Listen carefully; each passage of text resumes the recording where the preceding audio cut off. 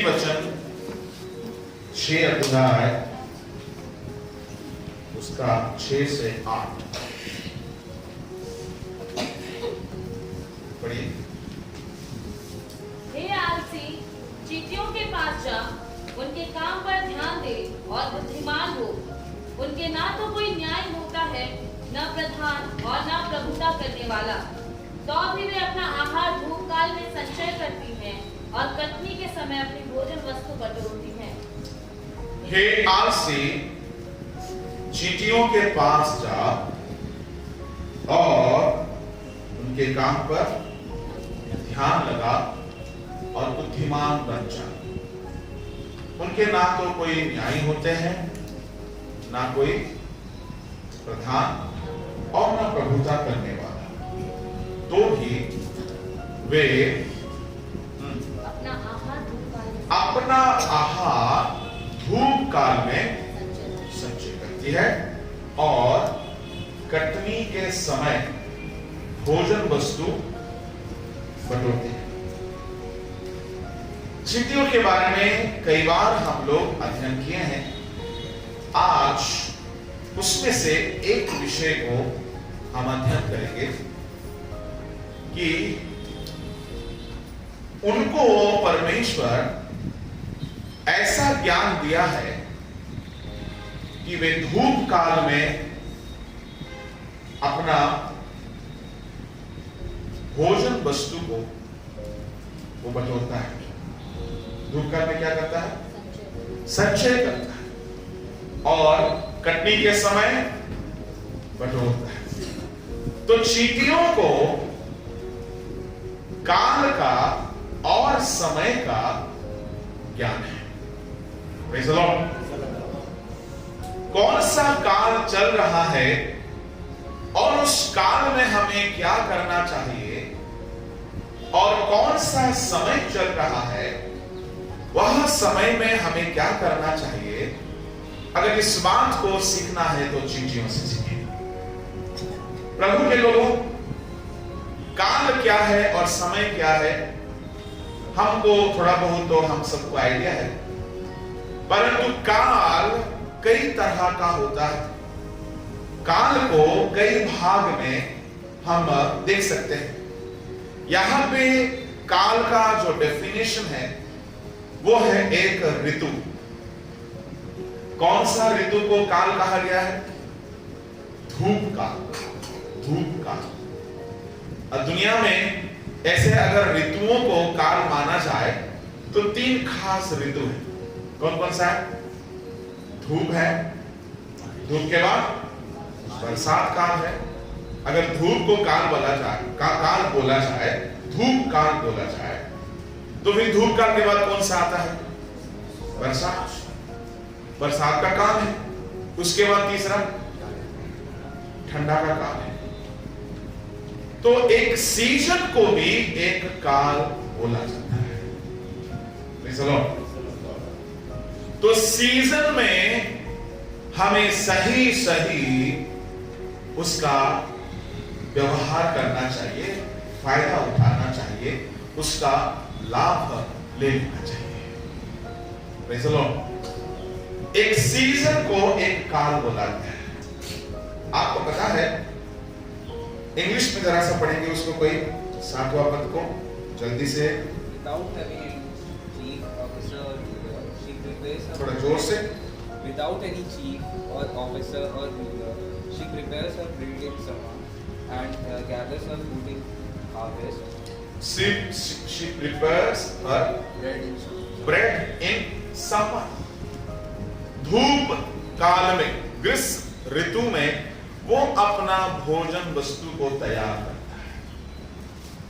ग्रीष्म ऋतु इंग्लिश में सीजन है, एक ऋतु है ना। हम लोग क्रिसमस के समय में एक लाइन ये भी सुने होंगे, कुछ लोगों ने सुना होगा, Christ is the reason of this season। इस ऋतु का खास केंद्र यीशु मसीह। ऐसे जाड़े में कई तरह का मैसेजेस आपको आते होंगे, आपने सुना होगा, पर यीशु मसीह सिर्फ ठंडा का प्रभु नहीं है, वो हर युगों के लिए हमारा परमेश्वर है। तो एक सीजन को भी एक काल बोला गया है। अब शैतान भी यीशु मसीह को कुछ देर के लिए छोड़ के चला गया और वहां पे जो शब्द लिखा है वो सीजन लिखा है, हिंदी में काल लिखा होना चाहिए। लूक उसका 4 अध्याय उसका 13।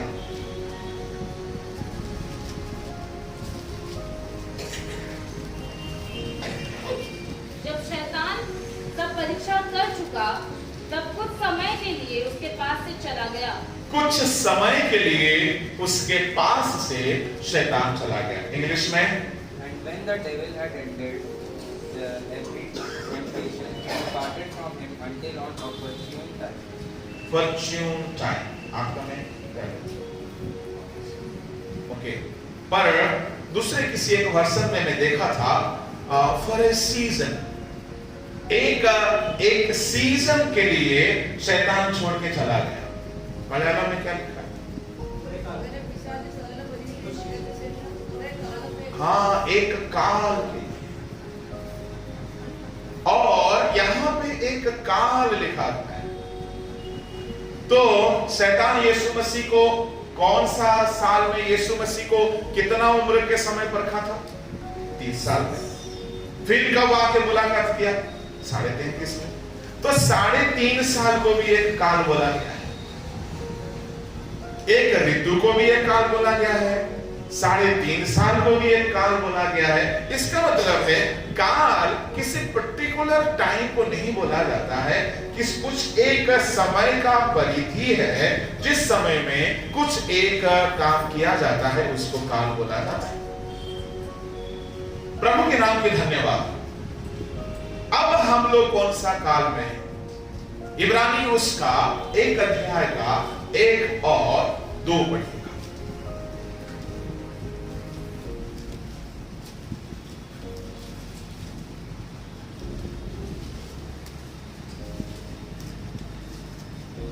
इंग्लिश में पढ़ो। पूर्व युग में परमेश्वर ने बाप दादों से थोड़ा थोड़ा करके और भांति भांति से भविष्यवक्ताओं के द्वारा बातें कर इन अंतिम दिनों में हमसे पुत्र के द्वारा बातें की। अंतिम काल लिखा है किसी किसी वर्षन में। अंतिम काल में अंतिम दिन में लिखा है अंतिम काल। प्रभु के लोगों, यीशु मसीह के द्वारा परमेश्वर जब बात करना शुरू किया, वो है अंतिम समय था, अंतिम काल था। अच्छा, अंतिम काल में, चलो दिन लिखा है हिंदी में चलेगा, इंग्लिश में क्या लिखा है? एंड टाइम लिखा हुआ, लास्ट डेज, अंतिम काल। अच्छा, अगर मूल भाषा में देखा जाए अंतिम काल लिखा है।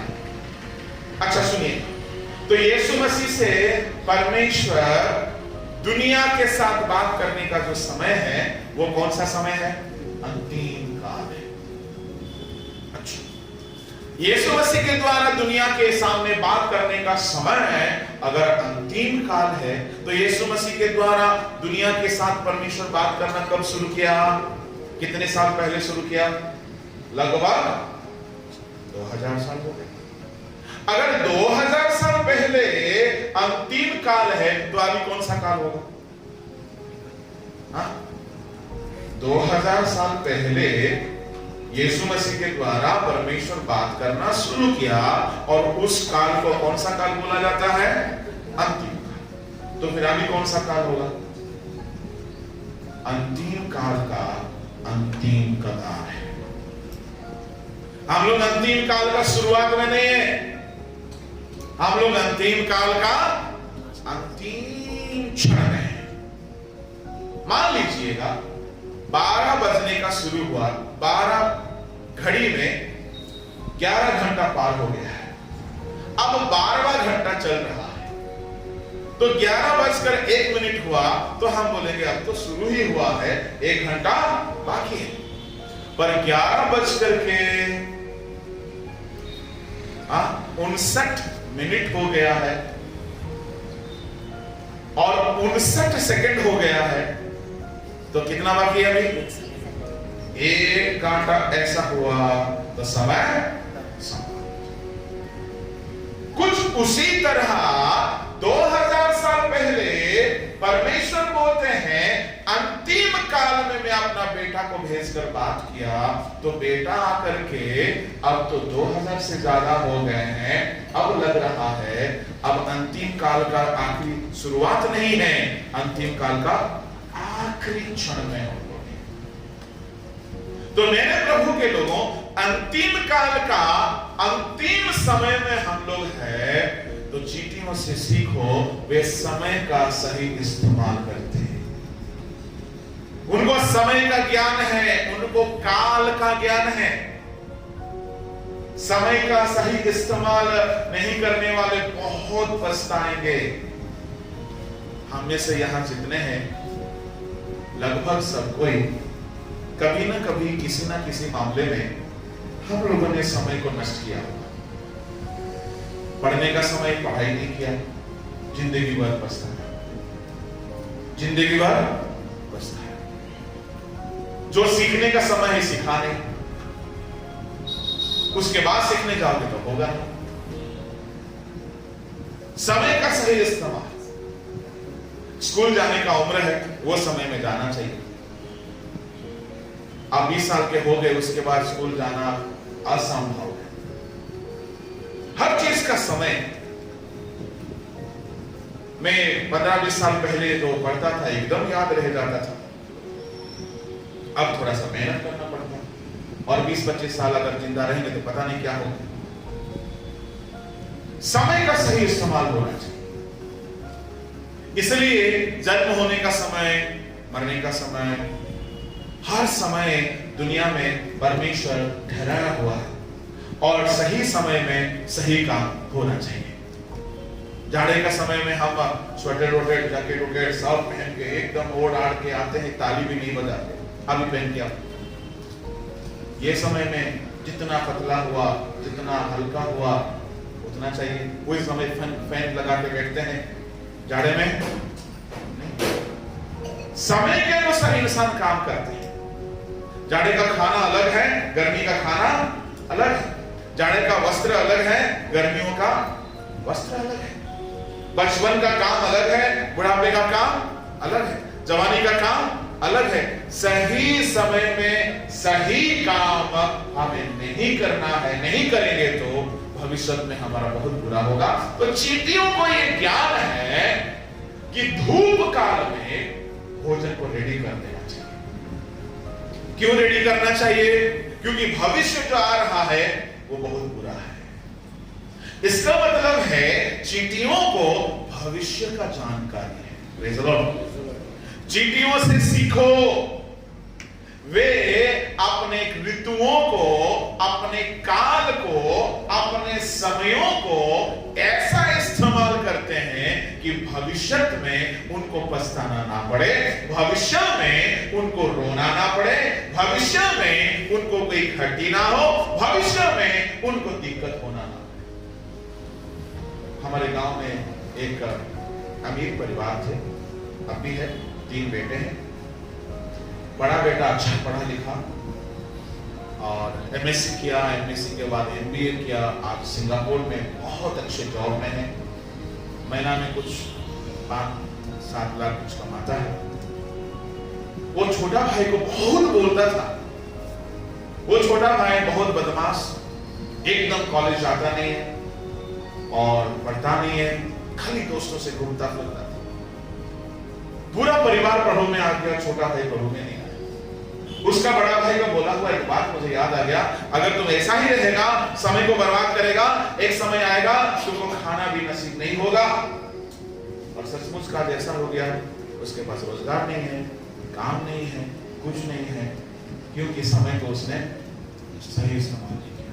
इसलिए मैं बोलता हूँ, बच्चे लोग, जवान लोग जो स्कूल में जाते हैं, आप अपना समय को पढ़ने में ही इस्तेमाल करना, बाकी खेलना सेकेंडरी है, बाकी और कोई काम करना वो सेकेंडरी है। ये सब चीज बाद में आता है। आप अगर एक बच्चा का खूबसूरती क्या है, अगर वो अच्छा पढ़ता है लोग उसको इज्जत करेगा। सही बोल रहा हूं? अरे बहुत अच्छा पढ़ता है, लोग उसको अच्छे नजर में देखेगा। बाकी हमारे एंटरटेनमेंट बहुत सारी चीजें हैं, खेलना है, मोबाइल में खेलना है, बाहर में खेलना है, ये सब चीज में किसी किसी को लक मिलता है, सबको नहीं मिलता है। अच्छे अच्छे एक्सपर्ट लोग भी आज के जमाने में कामयाब नहीं हो पाते। तो पढ़ाई करने वाला अगर टॉपर है, पढ़ाई में टॉपर है, तो गवर्नमेंट भी उसको ढूंढता है, कंपनी वाला भी ढूंढता है, हर कोई ढूंढ ढूंढ के। कुछ लोग मैं देखता हूं 4-4 नौकरी में कहां जाए समझ में नहीं आता। हमारे यहाँ आए थे स्टीफन बोल के सूरत से, टाटा कंपनी में परमानेंट जॉब था, वो भी अच्छा जॉब था। उनको ऑफर मिला मित्तल ग्रुप में, इसको छोड़ के वहां चले गए। अगर कोई बंदा अपने पढ़ाई का समय को अच्छा इस्तेमाल किया है, उसका भविष्य में द्वार ही द्वार खुला रहेगा, ऑफर ही ऑफर खुला रहेगा, मौका ही मौका बना रहेगा। यह हर क्षेत्र में है, सेवकाई में तो बहुत ज्यादा है। शुरुआत के दिनों में जो अच्छा मेहनत नहीं किया, वो भविष्य में कुछ नहीं कर सकता है। इसलिए जवानी के दिनों में अपने सृजनहार को स्मरण करना, क्योंकि ऐसे समय आएंगे जिस समय आप कुछ कर ही नहीं सकते। तो मैंने प्रभु के लोगों, वर्तमान का जो काल है, ये काल कुछ ऐसे ही काल है जिस काल में हमें अपना भविष्य की तैयारी कर लेना चाहिए। चींटियों को भविष्य का सुरक्षा का तैयारी करना एकदम नॉलेज में है, कोई गुरु नहीं, पर उनको मालूम है भविष्य खराब आने वाला है। तो मैं आपसे कहना चाहूंगा, दुनिया की रीति पर भी भविष्य को अच्छा बनाओ, और आध्यात्मिक रीति पर भी हमारा आध्यात्मिक जिंदगी का जो भविष्य है वो भी अच्छा होना चाहिए। तो आध्यात्मिक जिंदगी का भविष्य हमारा कहां पे होना चाहिए? 2 जगह है अनंत काल में, 2 जगह है, एक है स्वर्ग, दूसरा है नरक, और दोनों ही अनंत है। स्वर्ग भी अनंत है, नरक भी अनंत है, शैतान भी अनंत है, परमेश्वर भी अनंत है। शैतान अनंत काल तक नरक में रहेगा, और उसके द्वारा जहां जीने चलने वाले लोग अनंत काल तक नरक में। अनंत शब्द बोलने से अच्छा शब्द लगता है, पर यह शब्द अच्छा बुरा के साथ कोई मतलब नहीं है। अनंत दंड, अनंत नरक, जिसका कोई अंत नहीं है। ये किसके लिए होगा? वो धनवान के लिए हुआ जो अपने सही समय का सही इस्तेमाल नहीं किया है। इसलिए किसी ने कहा है, दुनिया में आपने सुना होगा समय बहुत बलवान है, और सच में समय बहुत बलवान, टाइम बहुत कीमती है, टाइम बहुत कीमती है। मैंने प्रभु के लोगों, समय पे सारा काम होना चाहिए। परमेश्वर बिना समय का बहुत स्ट्रिक्ट परमेश्वर है। कैसे? परमेश्वर पहला दिन बोला उजियारा हो गया, 24 घंटा तक कुछ नहीं बोला, क्योंकि परमेश्वर को मालूम है हम कुछ भी बोलेंगे तो हो जाएगा। इसलिए हम पहले सोचते, अपने ज्ञान से सोचते कि हम ऐसा कुछ बोले ताकि कम दिन में हम सारा सृष्टि कर लें। तो परमेश्वर 24 घंटा के बाद दोबारा अपना मुंह खोला, यानी समय के अनुसार परमेश्वर सृष्टि की। दूसरा दिन बोला है कि स्थल प्रकट हो, जल 2 भाग हो गए। तीसरा दिन फिर 24 घंटा चुप रह गया। फिर परमेश्वर ने बोला कि हर एक जाति जाति के रीति पर पेड़ पौधे फल समेत उत्पन्न। फिर 24 घंटा चुप, 1 मिनट भी इधर उधर नहीं। यीशु मसीह भी गलील के काना नगर में किसी के ब्याह के भोज में थे। मरियम आके बोलती है दाखरस खत्म हो गया। यीशु मसीह क्या बोलते हैं? मेरा समय नहीं है। यानी प्रभु पूरा काम समय में करते हैं। मेरे प्रभु के लोगों, पंक्चुअलिटी बहुत बड़ी चीज है। समय में सारा काम होना चाहिए, और प्रभु जी बोलते हैं कि समय पूरा हुआ, मन फिरा। मैं आपको कहना चाहूंगा, अभी हम कौन सा समय में हैं, इसका पहचान हमको होना चाहिए। चींटियों को पहचान है समयों का और युगों का। और काल का पहचान है, इसलिए वो क्या करते हैं, अपने काल में सही सही सारा काम करते, अपने समय का सही सही इस्तेमाल करते। मेरे प्रभु के लोगों, कटनी का समय आपको मालूम होना चाहिए, धूप काल के बारे आपको मालूम होना चाहिए। ये धूप काल है, भोजन वस्तु तैयार करने का काल है। कटनी का समय है, भोजन वस्तु बटोरने का समय है। आज का समय अनुग्रह का, ये धूप काल मतलब है अनुग्रह का काल। हम लोग अनुग्रह का काल में हैं। ये काल यीशु मसीह से शुरू हुआ और यीशु मसीह के आने से ये काल समाप्त हो जाएगा। यीशु मसीह का जन्म से शुरू हुआ, यीशु मसीह का दोबारा आगमन से ये काल खत्म हो जाएगा। उसके बाद कौन सा काल शुरू होगा? प्लीज, चींटियों का, ग्रीष्म का भोजन वस्तु तैयार करने का काल है, क्योंकि आने वाले समय में उनके लिए मौत खड़ा है। अगर वे तैयार नहीं होंगे, वे सुरक्षित नहीं होंगे, अगर अपने आप को बचाएंगे नहीं, तो भविष्य में बरसात आएगा, उनका जान खतरे में जा सकती है, खाना नहीं मिलेगा, जगह जगह पानी होगा। इसलिए वे खुद को बचाने के लिए खुद की भविष्य की सुरक्षित करने का तैयारी कर लेते हैं। तो मेरे प्रभु के लोगों, परमेश्वर बोलते हैं चींटियों से सीखो। हालेलुया। हम लोग जो ग्रीष्म काल में हैं, ये अनुग्रह का समय है। दूसरा कोरिन्थियों 6 अध्याय का 2 में कहा गया है, आज पढ़ो।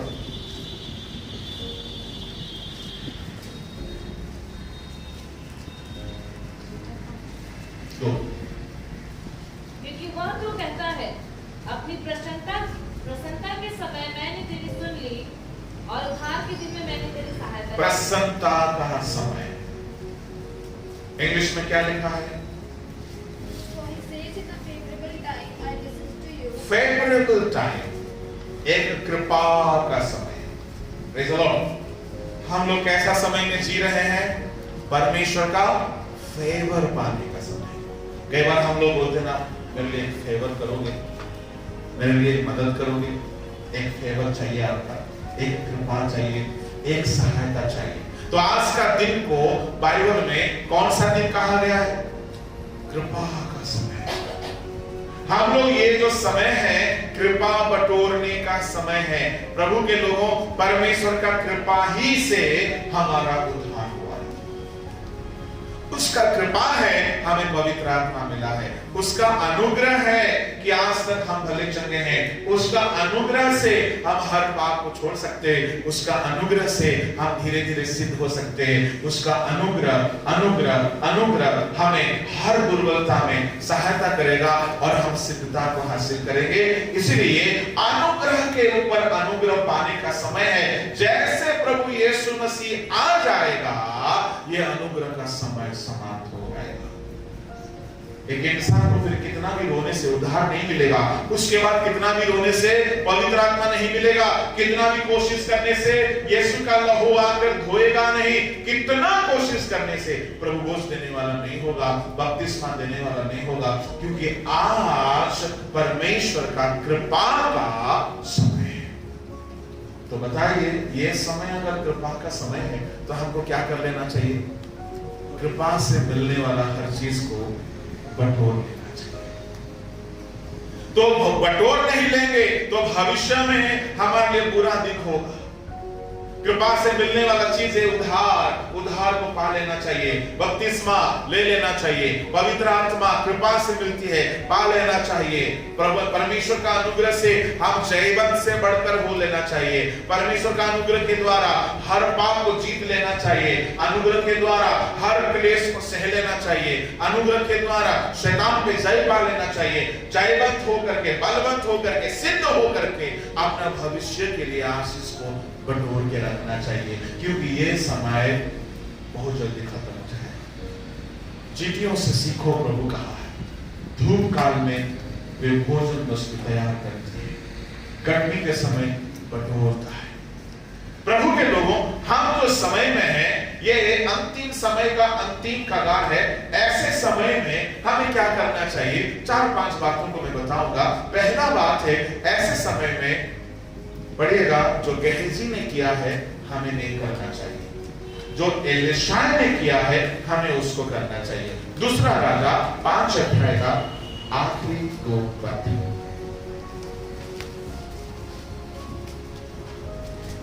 जल्दी। उसने उससे कहा, कहा, जब वो पुरुष इधर मुंह फेर के तुझसे मिलने को अपने रथ पर से उतरा, तब से वह पूरा हाल मुझे मालूम था। क्या यह समय चांदी या वस्त्र या जैतून या दाख की बालियां, भेड़ बकरियां, गाय बैल और दास दासी लेने का है? इस कारण से नामान का कोढ़ तुझे और तेरे वंश को सदा लगा रहेगा। तब वह हिंसा श्वेत कोढ़ी होकर उनके सामने से चला गया। क्या ये समय, क्या क्या लिखा उसमें उसके बाद? चांदी या वस्त्र या जैतून या दाख की बालियां, भेड़ बकरियां, गाय बैल और दास दासी लेने का है। देखिए एलीशा क्या बोलते हैं, नामान को बोलते हैं, जब तू जा रहा था, नामान को नहीं बोलते, किसको बोलते हैं? गहजी को बोलते हैं। जब तू जा रहा था, किसके पीछे जा रहा था? नामान के पीछे जा रहा था। तब मेरा आत्मा, मेरा हृदय तुम्हारे पीछे पीछे था। अब नामान के पीछे जा करके वो वस्त्र ले लिया है और पैसा ले लिया है।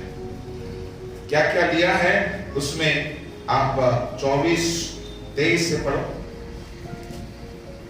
नामान ने कहा, खुशी से 2 किक्कार ले ले।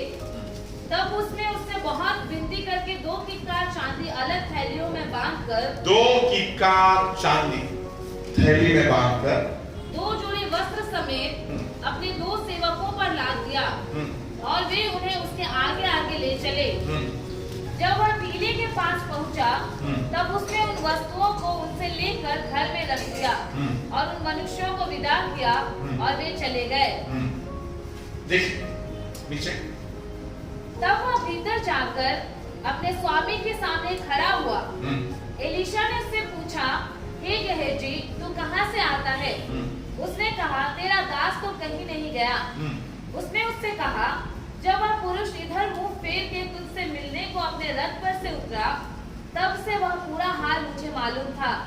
क्या यह समय चांदी या वस्त्र या जैतून या दाख की बालियां, भेड़ बकरियां, गाय बैल और दास दासी लेने का है? क्या ये समय 2 किक्कार चांदी लेने का है, 2 वस्त्र लेने का है? प्रभु के लोगों, समय का पहचान गहेजी को नहीं था, पर समय का पहचान किसको था? एलीशा।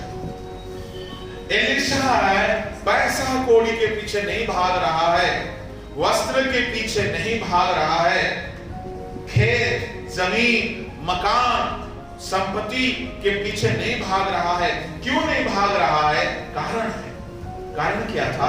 इज़राइल के लोग परमेश्वर को छोड़ दिए थे। इज़राइल देश प्रभु से दूर हो गया था।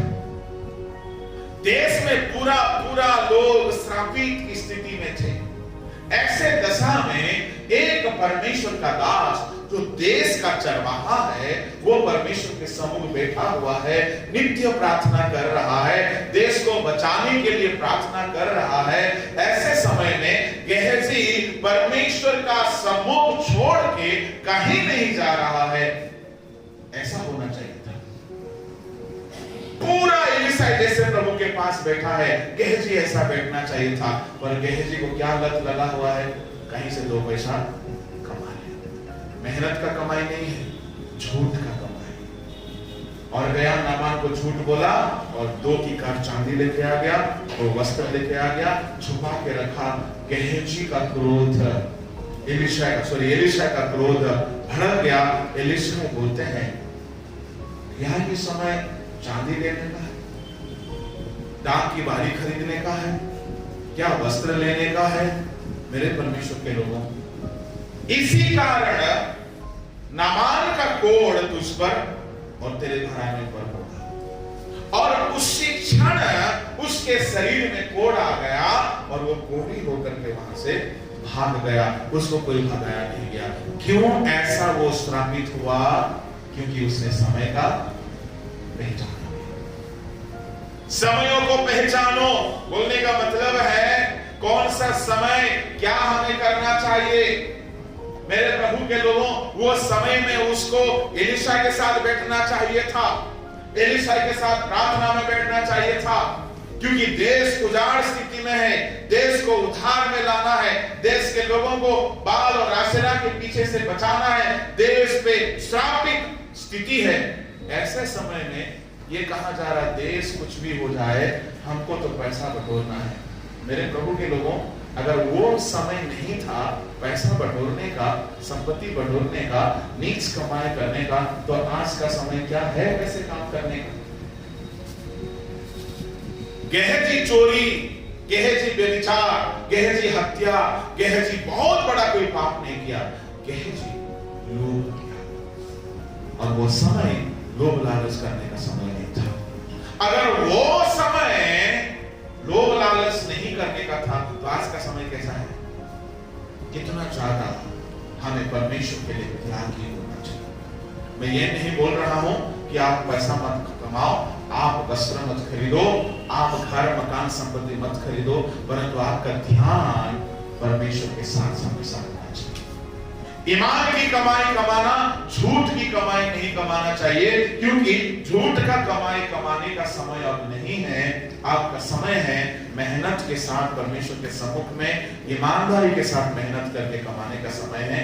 झूठ का कमाई करने वाले लोग श्रापित हो जाते हैं। तो समय आ चुका है हमें परमेश्वर के सम्मुख में किस तरह से हमारा कमाई होना चाहिए उस पर ध्यान देने का। एलीशा की तरह समय का सही इस्तेमाल करना चाहिए, गेहजी की तरह झूठ कमाई के पीछे नहीं भागना चाहिए। समय है प्रभु की उपस्थिति में रहकर सारे काम करने का। ये नहीं है काम धाम ना करो, काम करो पर गेहजी के समान नहीं, काम करो एलीशा के समान। प्रभु के पास पहले रहो, उसके बाद सारा काम करते रहो, क्योंकि समय बहुत बुरा है। समय का सही इस्तेमाल करना सीखना है। तो दूसरा व्यक्ति है, पहला है एलीशा, दूसरा है एस्तर। एस्तर उसका 4 अध्याय उसका 12 से 14 पढ़िए।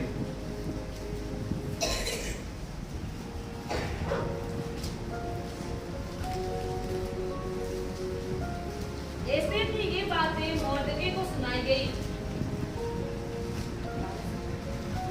तब मोर्दके ने एस्तर के पास यह कहला भेजा, तू मन ही मन यह विचार ना कर कि मैं ही राजभवन में रहने के कारण और सब यहूदियों में से बची रहूंगी, क्योंकि जो तू इस समय चुपचाप रहे तो और किसी न किसी उपाय से यहूदियों का छुटकारा और उद्धार हो जाएगा। तो इस समय चुपचाप रहे, ऐसा लिखा। तो और किसी न किसी उपाय से यहूदियों का छुटकारा और उद्धार हो जाएगा, परंतु तू अपने पिता के घराने समेत नष्ट होगी। क्या जाने तुझे ऐसे ही कठिन समय के लिए राजपद मिला हो। कैसे समय के लिए? कठिन समय। कठिन समय में एस्तर को राजपद मिला। Praise the Lord, hallelujah. ये कठिन समय में चुपचाप नहीं रहना है। ये समय कैसा समय है? चुप नहीं रहने का समय है। कठिन समय था तो एस्तर बोली, भैया हम इस घड़ी कुछ नहीं कर सकते। क्यों कुछ नहीं कर सकते?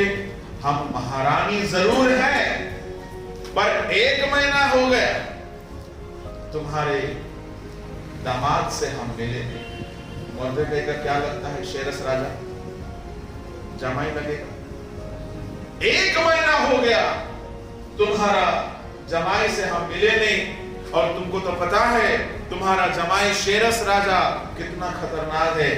बगैर इजाजत का अगर कोई उसके सामने जाए, अगर उसका मूड खराब रहेगा, सीधे तलवार में वो काटने को आदेश दे देता है। 1 महीना हो गया, मुझे बुलाए नहीं, कि मुझे याद तक नहीं किए। मैं पटरानी हूं, महारानी हूं जरूर, भैया मैं कुछ नहीं कर सकता। तब मोर्देकै कहला भेजा, सुन, अगर ये समय में तू चुप रहेगी, देखिए, अगर ये समय तो चुप रहेगी, चिंता मत कर, कहीं ना कहीं यहूदियों का उद्धार हो जाएगा, पर तू और तेरा घराना नष्ट हो जाएगा। क्या जाने तू इसी समय के लिए, कठिन समय के लिए राजपद पाए। क्यों उसको महारानी प्रभु ने बनाया? एक कठिन समय आएगा, उस कठिन समय में अपने लोगों को बचाएंगे। Praise the Lord. में क्यों भेजा है? एक कठिन समय आएगा, उस कठिन समय में आप बहुतों के लिए कुछ कर सकते हैं, इस बात को आपको अंदाजा होना चाहिए। एस्तर को रानी बनाया गया था, एक कठिन समय आएगा, तब उस कठिन समय क्या समय है? सारे यहूदियों को मार डालने का षड्यंत्र दुश्मन हामान ने रच लिया था। ऐसे समय में सारे यहूदियों का जान बचाने के लिए एस्तर को कुछ करना है, इसलिए प्रभु वहां उसको रानी बना के रखा। वहां महारानी का आनंद नहीं ले रही थी, वहां वो रानी तो जरूर थी, पर वो रानी बनने का कोई सुख उसको नहीं मिल रहा था, परंतु परमेश्वर उसको वहां रानी बना के इसलिए रखा था। एक समय विपत्ति का समय आएगा, तब एस्तर वहां रह करके अपने लोगों का बचाव का सेवा करेगी। इसलिए मोर्देखाई कहना भेजा, तू ऐसे समय के लिए महारानी बनी है कि इस समय अगर आपने लोगों के लिए खड़े नहीं होगी, कहीं ना कहीं से प्रभु अपने लोगों को बचा लेगा, पर तू नष्ट हो जाएगी। प्रभु के लोगों, एक बात को समझ लीजिए, यह समय चुप रहने का समय नहीं है।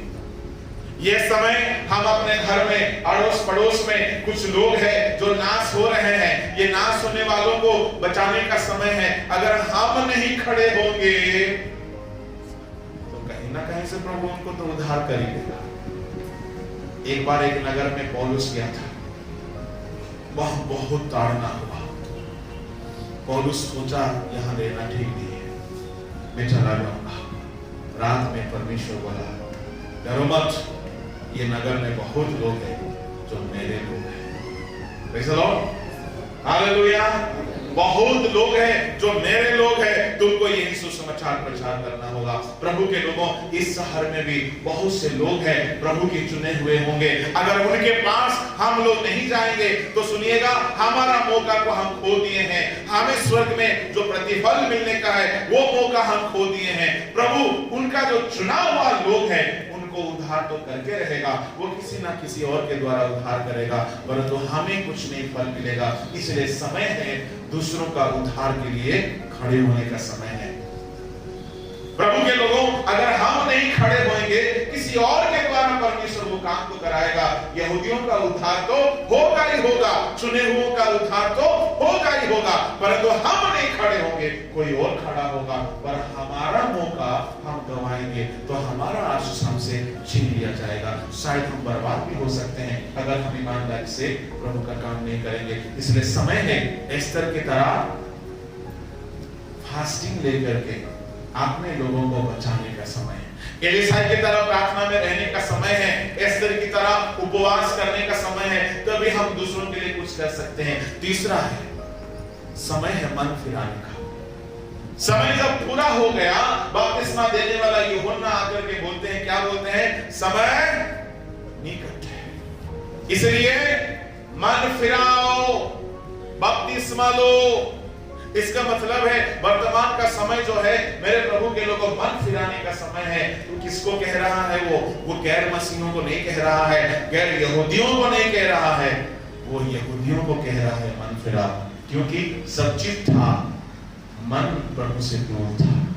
तो समय है, रीति रिवाज खूब चल रहा था, चर्च में आना जाना खूब तो हो रहा है, क्या हमारा मन प्रभु के पास है? ये बड़ा क्वेश्चन है। चर्च में आना हो रहा है, दान देना भी हो रहा है, गाना प्रचार आराधना सब हो रहा है, सब ठीक चल रहा है, पर मन नहीं फिराए तो कोई फायदा नहीं है। यहूदी लोग सारा काम कर रहे थे, मन प्रभु से दूर था, इसलिए प्रभु ने बोला मन फिराओ क्योंकि समय निकट आया है। आखिरी बात बोलता हूं, समय सदोम गमोरा के समय जैसा था, अंतिम समय कैसा होगा? लूत का समय जैसा था, नूह के दिनों का समय जैसा था, मनुष्य पुत्र का समय ऐसा होगा। ऐसा अगर देख रहे हैं, जैसे नूह ने तैयार किया है अपने जहाज को, जैसे लूत ने भाग गया है सदोम से, हमें भी पाप से भागना है। हमें भी अपने जिंदगी को ऐसा मजबूत तैयार करना है कि भविष्य में हमें डूब के मरना ना पड़े। इसलिए अंतिम समय बड़ा भयानक का समय होगा। एक वचन को पढ़िए, समाप्त करेंगे। दूसरा तीमुथियुस उसका 3 अध्याय उसका 1 से लेकर के 6 तक। अंतिम समय में कुछ ऐसे लोग होंगे, उनसे अलग होने का समय है।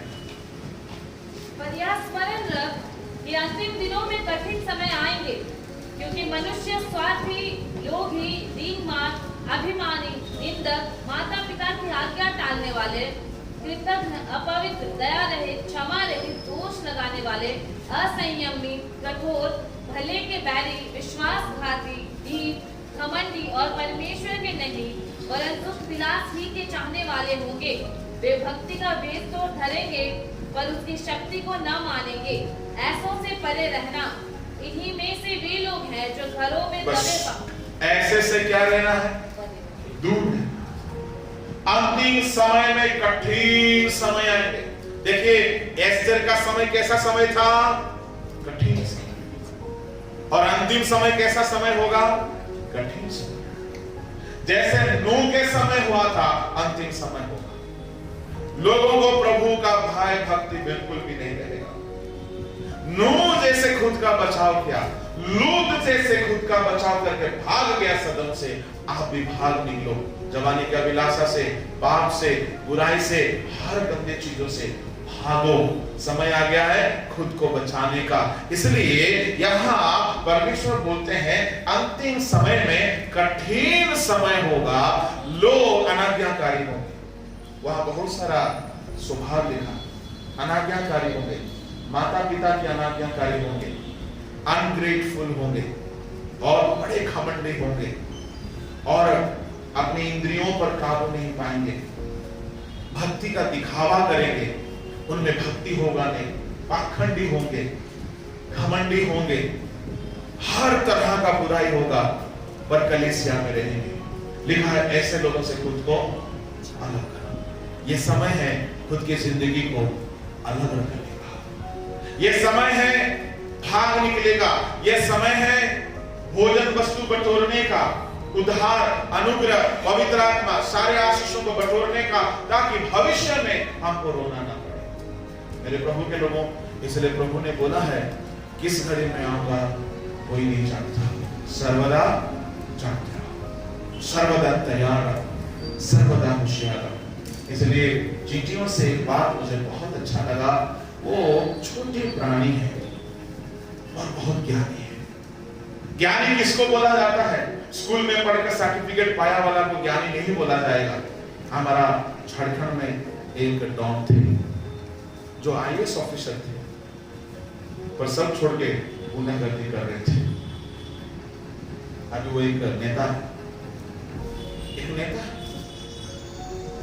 अजय कुमार जी के समय उनको एनकाउंटर किया गया, बच के निकल गए। अभी वो एक नेता है। मुझे नहीं मालूम था कि वो आईएएस ऑफिसर थे। हमारे प्रिया सिस्टर के हस्बैंड सन्नी पोल बोले हैं वो तो आईएएस ऑफिसर है, आईएएस ऑफिसर। तो मेरे प्रभु के लोग कहने का मतलब है डिग्री बहुत हो सकता है पर उससे ज्ञान नहीं मिलता। ज्ञानी किसको बोला जाता है? जो अपना भविष्य को सुरक्षित कर लिया, वो ज्ञानी है बाइबल के आधार पे। चींटियों को एक्सीडिंगली वाइज बोला गया है। सुलेमान बोला है तो बात में दम है ना। बोलते हैं ना, लड़का बुद्धिमानी काम किया, घर बना लिया, बुद्धिमानी काम किया, विदेश में नौकरी कर रहा, बुद्धिमानी काम किया है। जो अपना भविष्य को अच्छा बना लिया वो बुद्धिमान है। बुद्धिमान कौन है? जो चट्टान पर घर बनाया, क्योंकि भविष्य में आप बांधियां आएंगी, तूफान आएंगे, उसका घर नहीं गिरेगा, उसको बुद्धिमान बोला जाता है। जो भविष्य को सिक्योर करता है, जो वर्तमान में खूब खाया पिया, मौज किया, मस्ती किया, दारू पिया, पाप किया और बोलता है प्रभु हे मूर्ख, आज रात तेरा प्राण तेरे से लिया जाएगा, तो तू कहां होगा? वर्तमान भोग विलास करके भविष्य को अंधेरा ना करे, वर्तमान समय को भोग में इस्तेमाल करके भविष्य को दुख में ना छोड़ दे। इसलिए जवानों को बोलता हूं, अपना भविष्य को सिक्योर करना है तो अच्छा से पढ़ो और प्रभु में रह के पढ़ो। बाइबल में बहुत लोग हैं चींटी की तरह, बिना स्कूल कॉलेज गए ज्ञानी बन गए। तो आप लोग बोलेंगे हम लोग भी ऐसे ज्ञानी बन जाएंगे। अरे उनके पास नहीं था साहब स्कूल, आपके पास स्कूल है। यूसुफ जब फिरौन के सामने खड़ा होता है, फिरौन का एक शब्द निकलता है। जब फिरौन का सारा सपना था अर्थ यूसुफ बता देता है कि 7 साल अकाल होगा, 7 साल उपजाऊ होगा। पहले उपजाऊ होगा, बाद में अकाल होगा। भला होगा कि बड़े बड़े इमारत को बनाओ, भंडार को बनाओ और सारा उपजाऊ के दिनों का अनाज को उसमें बटोर के रखो, तो भविष्य में अकाल आएगा तो प्राण बचा सकोगे। ये सलाह सुनने के बाद फिरौन क्या बोलता है, इतना बड़ा काम करने के लिए कहां से हम ज्ञानी व्यक्ति को लाएंगे? ये तो परमेश्वर का आत्मा इसके अंदर है, इससे बड़ा ज्ञानी कौन हो सकता है? Praise the Lord. कौन उसको ज्ञानी बनाया? प्रभु ने। गार्जियन नहीं थे, स्कूल नहीं था, कॉलेज नहीं था, पर वो समय को सही इस्तेमाल किया। क्या यूं ज्ञानी बन गया? वो नौकर का काम करते हुए भी उसने प्रार्थना करना नहीं छोड़ा है। Praise the Lord. नौकर का काम करते हुए भी वो होली स्पिरिट पाया था। इसलिए ना भविष्यवाणी कर रहा है, इसलिए ना स्वप्न का अर्थ बता रहा है। काम क्या था उसका? नौकर। पर समय को मान जानता है, कोई नहीं है बोलने वाला, पर भविष्य के लिए खुद को तैयार हो रहा था, तैयार कर रहा था। मेरा कहने का मतलब है, कई बार हम कोई बहाना देते हैं, कई तरह का बहाना देते हैं, हमारा काम ऐसा है, हमारे पास समय नहीं है। क्या हम यूसुफ से ज्यादा व्यस्त हैं? क्या यूसुफ से ज्यादा अभागा है? मम्मी पापा भाई बहन कोई नहीं है, फिर भी बंदा प्रार्थना में, प्रभु में ऐसा था। एक दिन ऐसा था कि बंदी गृह में था, अगला दिन राजमहल में बैठा हुआ।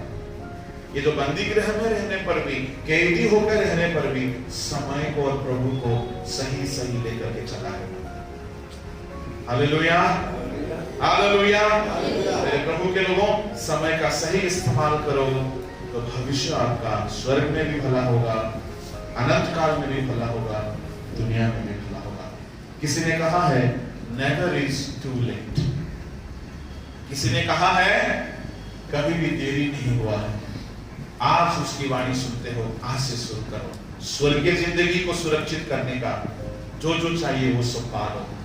दुनिया की जिंदगी को सुरक्षित करने के लिए जो मेहनत करना है उसमें भी मेहनत करो, क्योंकि ऐसे समय आएंगे जिसमें आप कोई काम नहीं कर सकते। इसलिए समय बीतते जा रहा है, प्रभु के लोगों कोई बहाना नहीं देना। आपने दुनिया की जिंदगी, अनंत काल की जिंदगी को आशीषित करने के लिए हमें कठोर मेहनत करना होगा और सही स्थिति से, सही रास्ता से हमें मेहनत करना होगा, क्योंकि समय है एलिशा की तरह प्रभु के पास बैठने का, समय है एस्टर की तरह उपवास करने का, समय है यूहन्ना के दिनों की तरह मन फिराने का, समय है नूह और लूत की तरह अंतिम समय में है भाग जाने का, अपना भविष्य को सुरक्षित करने का। समय है बुरे लोगों से बच के रहने का, तब हमारा भविष्य आशीषित होगा। प्रभु इस वचन की सेवा में हम सबको